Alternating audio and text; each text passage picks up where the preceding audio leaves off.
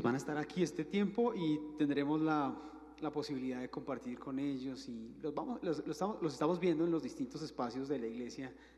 Ellos están en parejas y con jóvenes, en misiones, y es una bendición tenerles de nuevo aquí. Es emocionante ver cómo Dios está haciendo cosas en medio nuestro.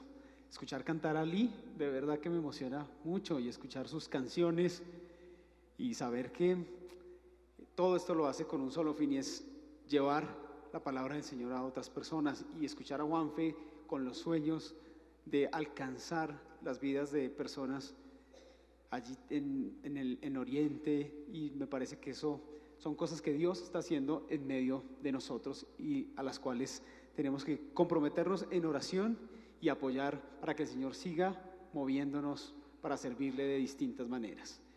Muy bien, este mes de octubre no vamos a tener la proyección de los textos bíblicos allí, vamos a estar mirando nuestro texto bíblico. Hemos pedido que cada uno traiga su Biblia, así que si usted no trajo hoy la Biblia, le podemos prestar una, y usted la trae en 8 días. Levante la mano si no trajo la Biblia, se le olvidó por algún motivo. Ahí llegan los anfitriones y les van a prestar algunas Biblias para que ustedes puedan leer el texto bíblico. Pero la idea es que en el mes de octubre todos traigamos nuestra Biblia. Recordemos que el mes de octubre es el mes internacional de la Biblia.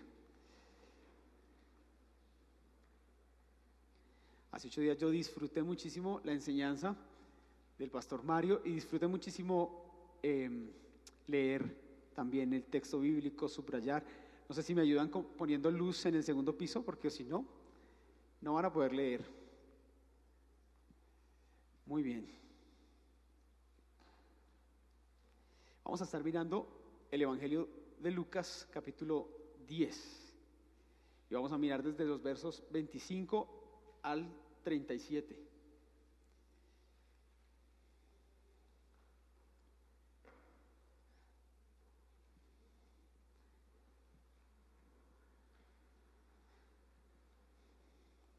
A veces ya pierde uno la costumbre de usar la Biblia en ocasiones, ¿verdad? Por el teléfono, ya uno no sabe ya uno la pasa con el dedito nomás. Muy bien.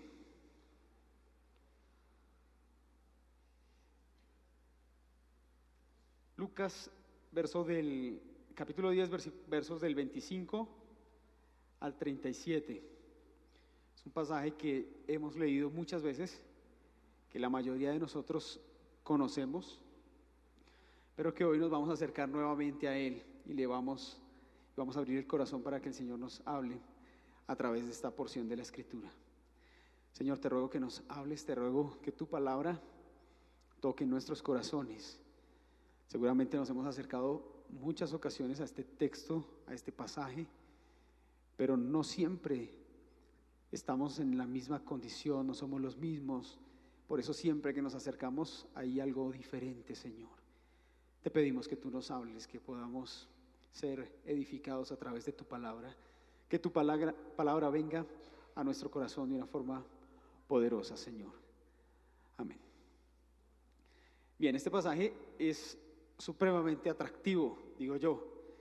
Nos habla de la conversación que existe entre nuestro Señor Jesucristo y un maestro de la ley. Dice el texto que un maestro de la ley, lo que nosotros llamaríamos hoy un abogado, más o menos, es conocedor de la ley, maestro en la ley, se acerca al Señor Jesús y se acerca con una sola intención. La intención que él tiene es la de probar a Jesús. Él quiere probarlo, esa es su intención. Dice el texto que él se acercó con la única intención de probarlo. Quería probar qué pensaba con relación a X o Y tema, y en medio de esta conversación que tiene, le lanza la primera pregunta. Si uno mira el texto, es bien atractiva la estructura. La estructura de ese texto consta de una pregunta, una contrapregunta, es decir, no hay respuesta inmediata, sino contrapregunta. Viene la pregunta del maestro de la ley, la contrapregunta, luego viene la respuesta a esa pregunta y un mandato final. En la primera parte del texto, que va del 25 hasta el 37. En la segunda parte encontramos la misma estructura: pregunta, contrapregunta, respuesta y un mandato. Esa es la estructura de este texto. Es bien interesante, es bien interesante. Yo digo, lo atrae uno muchísimo este tipo de estructuras en los textos. Dice entonces que le pregunta, la primera pregunta que encontramos ahí, que hace este maestro de la ley, tiene que ver con lo siguiente. Le dice, ¿cómo o qué debo hacer? ¿Qué debo hacer para heredar la vida eterna? ¿Qué haré para heredar la vida eterna? Es la primera pregunta que encontramos. Perdón. Esta pregunta está probando al Señor. ¿Lo prueba en qué sentido? Quiere ver si de pronto va a decir algo que ellos puedan considerar una blasfemia, algo con lo cual ellos lo puedan acusar de estar malinterpretando la Escritura o blasfemando de alguna u otra forma. El Señor entonces viene con la contrarrespuesta, o con la contrapregunta, la contrapregunta, y es decir, le dice, bueno, ¿y tú qué dices acerca de eso? A mí me parece bien interesante porque yo puedo imaginarme dos abogados. El Señor Jesús toma el papel casi de un abogado. Él le dice, bueno, ¿qué debo hacer para heredar la vida eterna? Probándolo. Y el Señor Jesús le responde como respondían los abogados de aquel tiempo. Le dice, bueno, ¿y tú qué dices? La expresión en el texto, ¿cómo lees? Es decir, en otras palabras, ¿cómo lo interpretas tú? ¿Cómo lo ves tú? Le devuelve la pregunta. Y el que vino a probar al Señor, entonces resulta siendo probado. Es decir, ahora él es el que tiene que contestar la misma pregunta que él se formuló. El Señor le devuelve y quiere que él mismo dé la respuesta.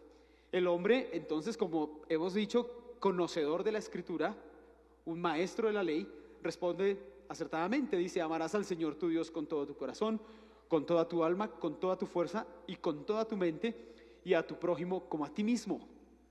Es la respuesta que él da basada en las Escrituras del Antiguo Testamento. Entonces el Señor Jesús le dice, muy bien, de verdad que me ha demostrado que sí sabe. Usted es muy pilo, en otras palabras, le dice el Señor. Muy bien, esa era la respuesta correcta. Entonces ahora, haz esto y vivirás, le dice el Señor. Haz esto y vivirás. Es el mandato. Vemos la estructura, pregunta, contrapregunta, la respuesta que se le da al mismo que hizo la pregunta, y ahora viene el mandato. Haz esto y vivirás.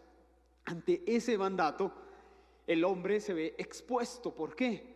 Porque seguramente no lograba cumplir con los requerimientos de este mandato, de este gran mandato que acaba de él mismo expresar. Y es que ningún ser humano puede cumplir esto.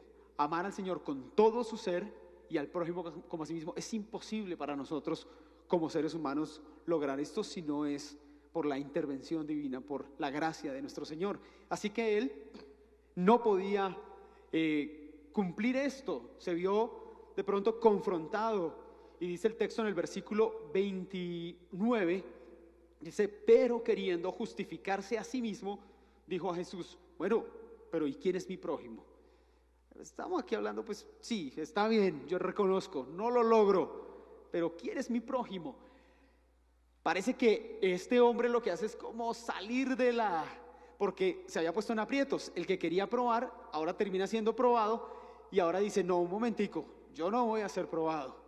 Yo vine fue a probar, así que saca otro argumento, un argumento más, y le dice a Jesús, bueno, pero ¿quién es el prójimo? Casi que lo está invitando a nuestro Señor Jesucristo a filosofar un poquito sobre quién es el prójimo. Casi que parece la intención, venga, pero discutamos, definamos quién es el prójimo, porque esto es como, no sé, en expresiones de hoy en día sería, esto es como relativo. Vamos a ver entonces quién es el prójimo aquí. Y nuestro Señor Jesucristo le responde entonces de la siguiente forma, le responde con una parábola. Una parábola es una historia que no es real, pero que tiene elementos de la vida real. Es una historia que el Señor crea, inventa, para expresar un principio bíblico, pero la crea con elementos de la vida cotidiana, de la vida real. Así que el Señor dice, bueno, le voy a explicar, pero no se la voy a poner tan fácil, le voy a poner una parábola, aunque yo digo que las parábolas son fáciles. Y le dice, le voy a contar una historia. Hace un tiempo un hombre iba desde Jerusalén hasta Jericó. Es la respuesta que le da el Señor a su segundo interrogante. ¿Quién es el prójimo? Un hombre iba de Jerusalén a Jericó y cayó en manos de unos bandidos, de unos ladrones. Y esos bandidos, esos ladrones, lo asaltaron y lo hirieron y lo dejaron medio muerto en el camino. Esto era fácil de entender para la gente que estaba escuchando en aquel tiempo, porque existe el camino entre Jerusalén y Jericó, es muy cerca. Existe este camino que es muy solo y que incluso hoy en día, si usted va a Jericó, usted puede ir y conocer ese camino y usted se va a dar cuenta que allí hay muchos lugares donde todavía hoy hay ladrones que están esperando a las personas porque son lugares solos, y existen hoy en día incluso esas cuevas de ladrones que menciona el texto. Era fácil de entender. Ahora vienen estos hombres, lo asaltan, lo hieren, él está como muerto allí y abandonado en medio del camino. Y el Señor trae un personaje que todos conocían también, que es el sacerdote. Dice, y resulta que estando allí, abandonado, muerto, moribundo, aparece un sacerdote. Y cuando él trae la figura del sacerdote, seguramente el auditorio que estaba escuchando esto dice, bueno, entonces se arregló la cosa, pues llegó un sacerdote. Hoy en día dirían, no, pues llegó un curita o llegó un pastor. Mínimo, algo tenía que haber hecho. Algo tenía que haber hecho. O llegó un cristiano. Resulta que alguien se está muriendo y aparece el cristiano, y el cristiano va a hacer que esto sea fabuloso, o el que sea. Pero resulta que el sacerdote, que simboliza una figura de autoridad, que simboliza una figura que tenía la obligación moral, ética, social de atenderlo, ¿qué dice el texto? Que siguió de largo. En otras palabras, como diríamos, se hizo el loco. Lo vio allí y siguió de largo. Y yo quisiera defender un poco a este hombre. Atrevámonos a defender un poco a este sacerdote, porque uno le damos muy duro, decimos, claro, ese sacerdote. Ojo, el sacerdote tipifica y nos tipifica a todos nosotros. No estemos diciendo, los sacerdotes, esto es para simplemente los líderes religiosos. No, ese sacerdote es figura de todos los que en algún momento llegamos a ser indiferentes. Pero en defensa, yo digo, este hombre se había levantado con unos rituales tan rígidos, que le prohibían, de hecho, acercarse. Aunque quisiera acercarse, era tan fuerte los rituales con los que él se había levantado que le prohibían. Por ejemplo, una de las normas con las cuales él se había levantado era que un sacerdote no podía acercarse a un muerto, por ejemplo, porque si se acercaba se contaminaba.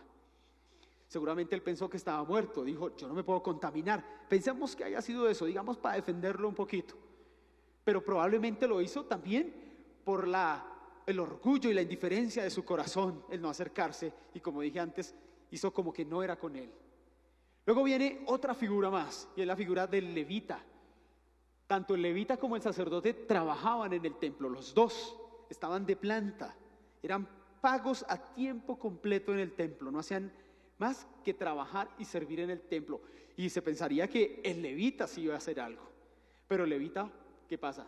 Sigue de largo también, no hace nada, lo ve y sigue. Y quizá tenía razones similares a las del sacerdote. Contaminarse, de pronto él pensaba, puedo contaminarse. Corrían el riesgo de pronto también ser agredidos. Otra posible defensa que yo haría de él, porque recuerden que samaritanos y judíos eran enemigos también. Podía ser que está corriendo riesgos y por eso sigue de largo. Pero viene un tercer personaje, y este tercer personaje cambia la historia radicalmente y nos trae a un contraste maravilloso que hay en este texto, en esta parábola, y es la imagen del samaritano. Dice, pero un tercer personaje, un samaritano, y yo me imagino que cuando el Señor está contando esa historia y trae este tercer personaje, el samaritano, los que estaban allí, como hacen los jóvenes. Ahora mi hijo Matías, que tiene 4 años y medio, me está haciendo así. Yo digo algo y me hace. Cuando el Señor dijo, pero vino un tercer personaje, yo creo que todos estaban en silencio y dijo, un samaritano. Yo creo que esto se puso. ¿Por qué el Señor pone un samaritano allí en esa historia? El samaritano, de verdad que la historia, todo se imaginaría uno que pusiera menos el samaritano. Y este samaritano trae un contraste, hace todo lo contrario a lo que los otros dos, judíos también, como el hombre que estaba allí en el piso, hicieron. El samaritano trae un contraste, es decir, mientras estos siguen de largo, este hombre se detiene. Ellos lo ven y siguen de largo. El samaritano lo ve y se detiene. Los otros lo ven y no sienten absolutamente nada. Esto no es conmigo, esto no es conmigo. Pero el samaritano dice que se movió a compasión, sintió compasión. En otras versiones dice sintió misericordia, misericordia. El samaritano. Recordemos la lucha, la diferencia que había entre samaritanos y judíos. Se odiaban, se detestaban, no se podían ni ver. Y este hombre fue el que sintió compasión, amor allí en aquel momento. Un contraste maravilloso. Fue el que lo ayudó. Dice que se acercó a él y sanó sus heridas, atendió sus heridas, le prestó primeros auxilios. Dice que vendó sus heridas con aceite y con vino. Era la forma tradicional en aquel tiempo de prestar primeros auxilios a un herido de esta forma. Dicen que el aceite lo que hacía era que se suavizaba las heridas, y el vino era algo así como que ayudaba para que no se infectara y luego las vendaban. Era una fórmula muy sencilla de atender primeros auxilios. Él lo hace. Seguramente lo había aprendido. ¿Cuándo lo aprendió? No sé, pero lo hace, dice la historia, que logró prestar esos primeros auxilios. Luego, no solamente prestó los primeros auxilios, sino que lo puso en su cabalgadura y lo llevó a un lugar seguro, posiblemente un mesón, un hotel, donde lo pudieran atender, donde pudiera tener una cama, agua, donde pudiera recuperarse. Y al otro día dice que fue y pagó por este hombre.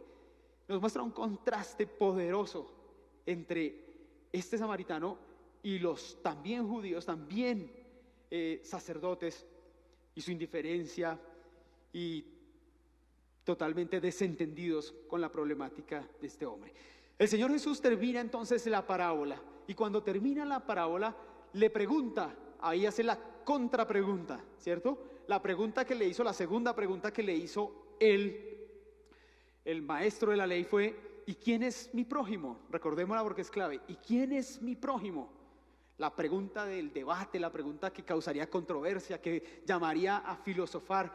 Y el Señor le responde con esta parábola que acabamos de relatar, la respuesta. Y ahora viene la contrapregunta del Señor. Le dice, bueno, ¿y cuál de estos tres personajes piensas, miren la expresión, que demostró ser prójimo de aquel que cayó en manos de los salteadores? ¿Cuál de estos tres personajes fue el que demostró ser prójimo? Miren que el Señor no le hace la contrapregunta, no es la misma pregunta. Él no le dijo, bueno, ¿y cuál crees que es tu prójimo? No. No fue lo que el Señor le dijo. El Señor le dijo, ¿cuál es el que demostró ser prójimo? Parece como si la primera pregunta de verdad, ¿y quién es mi prójimo?, no fuera una pregunta tan interesante para desarrollar. Lo que el Señor consideraba que realmente era importante, o podía ser interesante, pero lo que era realmente interesante para desarrollar no era quién era el prójimo, era más bien quién de esos tres, quién es el que demuestra, no con palabras, sino con hechos reales, que es prójimo. ¿Quién es el que demostró? Esa palabra demostró es supremamente importante. ¿Quién fue el que demostró? Aquí que este hombre dice, responde. Ahí viene la respuesta de él, otra vez se responde. Este maestro de la ley hizo dos preguntas muy fuertes para probar, y en las dos tuvo que responder él mismo. Responde, pues, el que tuvo misericordia, dijo el maestro de la ley, el que tuvo misericordia. Hay un detalle en el texto, él no dijo el samaritano, no fue capaz de decirlo, le quedó imposible reconocerlo. Él no dijo yo creo que iba a decir el samaritano, no podía, dijo el que tuvo misericordia. No dijo más. El que tuvo misericordia fue el que demostró ser realmente el prójimo. Y termina el Señor también con un mandato, como en la primera parte, que le dice bueno, haz esto y vivirás. En la segunda parte de la estructura termina también con un mandato. Le dice, bueno, ve y haz lo mismo tú. Es muy similar a la primera parte. Ve y haz lo mismo tú. Esta enseñanza, esto nos trae una enseñanza muy grande. Esta parábola de nuestro Señor Jesucristo nos enseña el significado de amar al prójimo como a sí mismo. Eso es lo que nos está enseñando, el significado de amar al prójimo como a nosotros mismos. No nos está enseñando quién es el prójimo.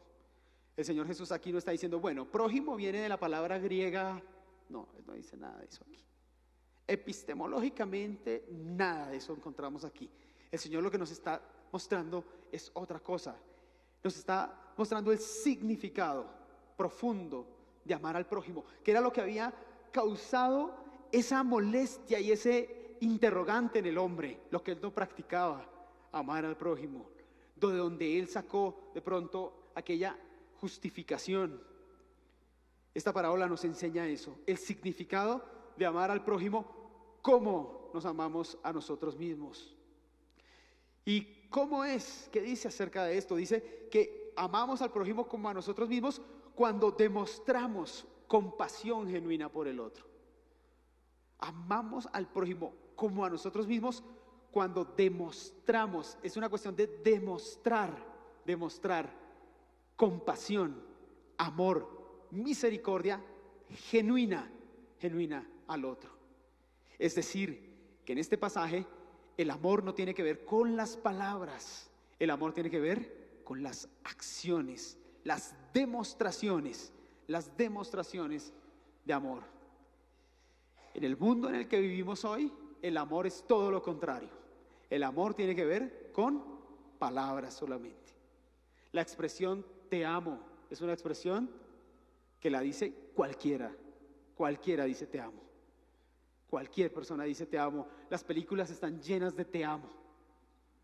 Los libros están llenos de te amo y las canciones están llenos de te amos. Pero ahí no se demuestra absolutamente nada. Nuestra sociedad occidental ha minimizado el amor en simplemente decir te amo. El amor es más que palabras en este texto. El amor es demostraciones. Hago la aclaración. Claro que hay que decir te amo. Y es lindo decir te amo. Yo a mis hijos les digo te amo por ahí unas 200 a 300 veces al día. Matías a veces me dice, ay ya papá, ya sé. Y Sofi ya me hace caras de, ya también sé. Está bien decir te amo, pero más que decir te amo está demostrar. Porque aquí el punto es que quien tiene una compasión genuina, quien ama al otro como a sí mismo, es quien demuestra realmente el amor, demostrarlo, el amor. ¿Sabían algo que me parece interesante? No sé si ustedes me ayudan con eso. Es una tarea. Encontramos a nuestro Señor Jesucristo diciéndole a alguien te amo. ¿Sí? ¿Me ayudan con eso? De pronto un caso, es que yo estaba tratando de pensar que le haya dicho a alguien, llegó un pecador o alguien y el Señor se le acercó y le dijo te amo. Te amo. ¿Saben? El Señor lo pudo haber dicho. Creo que a los discípulos les dijo, como yo los he amado, ¿cierto? Amen ustedes también a otros. Les estaba expresando que los había amado, por supuesto. Pero sobre todo en el Señor Jesús, sobre todo lo encontramos demostrando el amor. Más que diciéndole a la gente, te amo. Y ¿saben una cosa? Esa es la forma como evangelizamos hoy nosotros. ¿Cristo qué? Te ama. Cristo te ama. Sí, está bien, pero sobre todo el amor aquí tiene que ver más con demostraciones. ¿Y qué mayor ejemplo para demostrar el amor al otro que nuestro Señor Jesús? Que no solamente lo dijo, porque seguramente sé que lo dijo, se lo dijo a alguien, lo demostró. Demostró la compasión y el amor al otro con su propia vida, con sus hechos, con sus acciones del diario vivir cotidianas. Lo demostró al igual que el ejemplo de la parábola, al acercarse a aquel que era totalmente su enemigo. La Biblia dice que nosotros, a causa del pecado, nos convertimos en enemigos de Dios. Nosotros, todos los seres humanos, por causa del pecado, somos enemigos de Dios. Y Cristo, nuestro Señor, se acercó a nosotros a pesar de ser sus enemigos. Él es el mayor ejemplo de esto que estoy hablando, de demostración del amor. Él que se acerca a nosotros, que le ofendimos, que hicimos lo malo, Él el mayor ejemplo, acercándose a un mundo que le ofendió y que se convirtió en enemigo de Él. Ejemplo de proximidad, que siendo igual a Dios, se hizo como nosotros y vivió entre nosotros y padeció nuestras mismas tentaciones, las vivió Él con nosotros, dándonos a entender la proximidad. Él no nos vio y se hizo el loco. Él no nos vio muertos como muertos, y Él no nos vio necesitados y dijo, esto no es conmigo. No, Él se hizo hombre y vino a este mundo para ayudarnos, para servirnos. ¿Qué mayor ejemplo de demostración de amor, de compasión por el otro, que nuestro Señor Jesucristo, que se hizo hombre para servirnos? Para servirnos. Dice la Biblia que Él no vino para ser servido, sino para servir y entregar su vida por otros. Mayor ejemplo de servicio no encontramos. Nuestro Señor Jesús vino para servirnos a nosotros. Él rompió toda barrera que existía. Él no encontró barreras en su proximidad. Él no encontró barreras para acercarse a nosotros. ¿Saben una cosa? El que no conoció pecado, se hizo pecado por nosotros. Se hizo maldito en la cruz por nosotros. Por nosotros. Se contaminó. No dijo, ay, yo me contamino. No, Él murió en la cruz, donde morían los peores malhechores de aquel tiempo. Y decía, todo aquel que sea colgado en una cruz es maldito. El Señor no fue indiferente a nosotros. Él es el mayor ejemplo de proximidad y de servicio, de preocupación, como lo ilustra la parábola. Mayor ejemplo de preocupación, nuestro Señor, que se acerca a nosotros y no solamente nos sirve y no solamente sana nuestras heridas y no solamente nos cuida como aquel hombre que pasó esa noche en vela cuidando al enfermo allí, al hombre que estaba a punto de morir. Él no solamente nos cuida, Él se preocupa por nuestro futuro, de tal forma que aseguró ya nuestro futuro. Nuestro Señor Jesucristo, su preocupación por nosotros va a tal punto que nuestro futuro, nuestro destino, el fin de nuestros días está asegurado por parte de Él. Cuando Él iba a ir al cielo dijo, yo me voy, pero ustedes no van a quedar solos. Les dejo al Consolador, el Espíritu Santo, que los va a acompañar hasta el fin, hasta el último día. Dice la Biblia que el Espíritu Santo es las arras de nuestra salvación.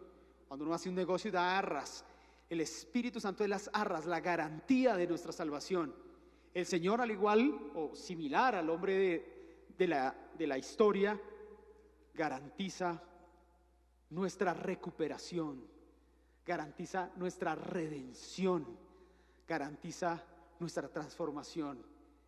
Él no nos deja desamparados. Él garantiza la victoria, garantiza nuestro futuro. ¿Qué mayor ejemplo entonces tenemos de amar al prójimo como a sí mismo que nuestro Señor Jesús, que entregó su vida por nosotros, entregó su vida por nosotros? La parábola en las dos secciones termina diciendo, bueno, en la primera, haz esto y vivirás. Y en la segunda parte termina diciendo, ve tú y haz lo mismo, haz lo mismo. Y precisamente eso es lo que el Señor hoy nos habla también a nosotros. El Señor hoy nos anima a hacer lo mismo de la ilustración de la parábola. Lo mismo que hizo nuestro Señor Jesucristo, que nos amó demostrando su compasión, su amor, a través de acercamiento, servicio, preocupación desinteresada. El Señor nos envía hoy a este mundo a demostrar lo mismo. Un mundo donde el amor cada vez es menos. Un mundo donde el odio y el egoísmo son más fuertes cada día. Allí el Señor nos invita a amar al prójimo como quisiéramos que nos amaran a nosotros. Como yo quisiera que me amaran a mí, con tal entrega, con tal desinterés, con tal servicio, el Señor nos invita a amar también a otros de la misma forma. A romper las barreras nos invita el Señor, porque muchas veces no amamos por las barreras que nos hemos puesto, a romper barreras sociales, por ejemplo. Yo no puedo amar a X o a Y porque es que resulta que esta persona es pobre y yo no soy pobre. O al contrario, yo no puedo amar a X o a Y porque es que esa persona tiene dinero y yo no. Entonces él allá y yo acá. O el Señor nos invita a amar sin barreras sociales. De raza, no, yo no puedo amar a X o a Y porque no es de mi misma raza. El Señor nos invita a amar al prójimo como a nosotros mismos, rompiendo toda barrera política. No, yo no amo a este o a otro porque es que él pertenece a un partido político distinto al mío, entonces yo a él no lo amo. Posiblemente los samaritanos y los judíos tenían ideas políticas diferentes como tenían ideas y tendencias teológicas diferentes, pero allí el Señor es donde nos ilustra cómo debe ser nuestra actitud de amor hacia el otro. Amar rompiendo las barreras, aproximándonos. No se puede amar de una forma virtual. El texto nos invita a amar a partir de la aproximación, no de la lejanía. Lo contrario fue lo que hicieron los sacerdotes y los levitas, que se alejaron de allí, que siguieron de largo. Hoy somos invitados a amar desde la proximidad, acercándonos al otro, acercándonos al que está a nuestro lado y que está necesitando, rompiendo barreras de religión, de raza, trayendo proximidad con el otro, acercándonos a un mundo roto, un mundo quebrantado. Este mundo está totalmente roto y quebrantado, y esa sería entonces la excusa para no acercarnos. No, al contrario, está ese mundo esperando que nosotros nos acerquemos a él, a vendar sus heridas, a llevar el mensaje de salvación que tenemos, a amarle, demostrando compasión genuina, amarle con demostraciones, no con palabras. El mundo está esperando que nosotros, como la iglesia del Señor, le amemos. A servirle a este mundo. El Señor nos invita a servirle también a este mundo. Servirle como sirvió nuestro Maestro, como sirvió el Señor, desinteresadamente, sin esperar nada a cambio, como sirvió el hombre de la historia. ¿Ustedes se imaginan? Ese hombre estaba esperando que cuando se aliviara el otro le pagara. No, él pagó, hizo todo, no estaba esperando una moneda a cambio por lo que hizo, totalmente desinteresado. El Señor nos invita a servir sin esperar nada a cambio, más que la gloria de Dios y el beneficio de los seres humanos. Y qué mayor beneficio que la salvación. El Señor nos invita a preocuparnos, a comprometernos con el otro, a comprometernos. Este hombre se comprometió. Dijo, no, espere, yo me tengo que ir porque tengo que trabajar. El día anterior había roto su agenda, el día anterior había dicho, no importa lo que tenga, yo voy, lo llevo al mesón, paso la noche con él, pero ya el otro día dijo, tengo que irme. Y allí el Señor, entonces, podemos ver el compromiso de este hombre, que podamos comprometernos con otras personas también. Amar a otros es comprometernos con ellos, comprometernos a futuro incluso con ellos, en la forma que podamos. Nuestro próximo o prójimo más próximo, ¿quién es? ¿Quiénes son? Los más cercanos, nuestra familia, con los que vivimos, ¿verdad? Con la persona que vivimos, nuestra esposa, nuestro esposo, nuestros hijos, nuestra familia, los que están allí. La invitación es acercarnos al prójimo, empezando desde los que tenemos más cerca, nuestros amigos, nuestros hermanos en la iglesia. Nuestros hermanos en la iglesia son prójimos, son cercanos. Acercarnos, amarlo como quisiera que me amaran a mí, demostrándole toda compasión, acercamiento, servicio. Por eso la Biblia dice, y Pablo lo repite varias veces, que debemos servirnos los unos a los otros, preocuparnos los unos a los otros, tolerarnos los unos a los otros. Esto es proximidad. Esto es amarnos realmente como quisiera que me amaran a mí. En la iglesia debemos amarnos como el Señor nos amó, con tal desinterés y con tal amor. En nuestra familia, en este mundo, que el Señor nos ayude para poder amar a otros como desearíamos ser amados cada uno. Quisiera hacer 2 llamados. Uno, a las personas que han venido por primera vez. Quizá tú has dicho: yo no tengo una relación con el Señor, con Dios personal. Yo he venido porque alguien me invitó, pero yo necesito una relación con Dios. Y quizá tú has escuchado hoy por primera vez que Cristo Jesús vino a este mundo, a pesar de que este mundo era enemigo de Él o es enemigo de Él, y que dio su vida por ti, y que dio su vida por toda esta humanidad, y que quiere acercarse a ti, y quiere servirte a ti, y quiere garantizarte un futuro mejor, una vida eterna. Quizá tú hoy lo has escuchado por primera vez. Yo quiero invitarte para que entregues tu vida a Jesús, para que le pidas perdón por tus pecados, para que le pidas perdón y te arrepientas y le digas: Señor, quiero tener una nueva vida en ti. Ese es el primer llamado. Si tú estás hoy por primera vez, entrega tu vida al Señor. Él quiere amarte y Él quiere entregarte de su amor para que tú luego puedas amar a otros de la misma forma como has sido tú amado también. Segundo llamado: si estamos aquí, somos cristianos, venimos a la iglesia, vivimos para el Señor, pero este mensaje de hoy nos ha puesto a reflexionar acerca de cómo amo yo a mi prójimo. Y hemos dicho: no, yo no lo amo como a mí mismo, yo lo amo con egoísmo, yo lo amo solamente por interés. Yo no soy una persona que demuestra amor, yo soy una persona que no lo demuestra. Yo soy una persona que a veces lo pronuncio con mis labios, pero me cuesta demostrarlo. No soy alguien cercano, próximo al que está a mi lado. No soy alguien que sirve a otros de una forma desinteresada, que pone sus recursos, que hace lo que sea por servir y por ayudar a alguien. No soy una persona que se preocupa y que se compromete con la causa de otro. No, más bien soy indiferente, más bien me identifico con el sacerdote o con el levita. Si ese es también el caso, que podamos decirle al Señor hoy: perdóname y ayúdame a amar como tú amaste y amar a mi prójimo como a mí mismo. Oremos.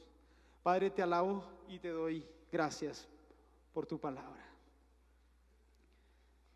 Señor, si hay alguien hoy aquí, una sola persona basta, Señor. Si hay una sola persona hoy aquí que ha escuchado de lo que tú, Señor, has hecho, cómo has dado tu amor y has demostrado tu amor para con el pecador, y hoy quiero decirte gracias por tal demostración de tu amor, acercándote a mí, sirviéndome, dándome vida eterna, comprometiéndote con mi vida, con mi futuro.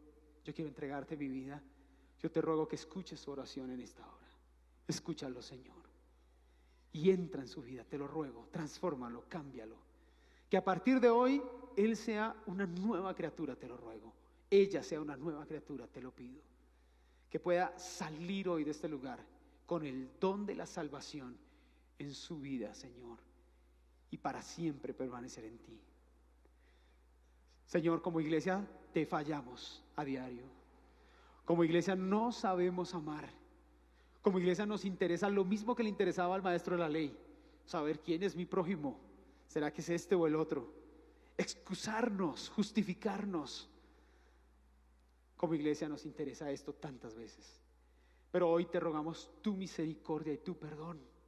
Ayúdanos a entender que prójimo es todo aquel que necesita de mí y que se acerca y que me encuentro en el camino. Esas personas que tú nos permites encontrarnos en el camino, todos ellos son el prójimo. Permite, Señor, que yo pueda hoy creerlo y ponerlo en práctica. Perdónanos por las veces que hemos sido indiferentes y hemos pasado de largo, porque son muchas, Señor. Perdónanos. Perdónanos, Señor, por las veces que hemos actuado como el sacerdote o el levita de la historia, o peor quizá que ellos. Perdónanos, Señor.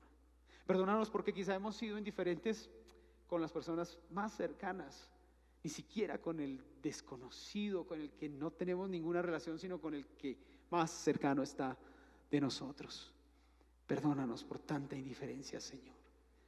Perdónanos por tanta indiferencia. Perdónanos por no amar a mi esposa, a mi esposo, a mi padre, a mi hijo, a mi hermano, a mi hermana, a mi hermano en Cristo, a mi pastor, a mi líder, a mi oveja, a mi discípulo, a mi condiscípulo, Señor, como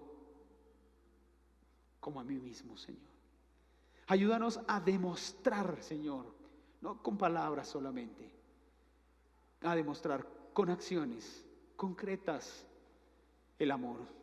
Que el amor lo podamos volver tangible, concreto, como lo hizo nuestro Señor. Que la mayor muestra de amor tangible y concreto fue haber dado su vida en la cruz del Calvario. No haberse reservado nada para Él, haberlo dado todo por la humanidad, por amor. Ayúdanos, Señor, que podamos amar sin reservas, sin reservas. Perdónanos, Señor, y danos de tu gracia. Te lo pedimos en esta hora. Bendice a tu iglesia cristiana con fraternidad, unicentro, con amor genuino y verdadero. Con hermanos y hermanas, que nos amemos como a nosotros mismos, Señor. Y que nos demostremos el amor. Te lo pedimos en proximidad, en servicio y en compromiso el uno por el otro. Tuya sea toda la gloria y toda la honra en el nombre de Jesús. Amén.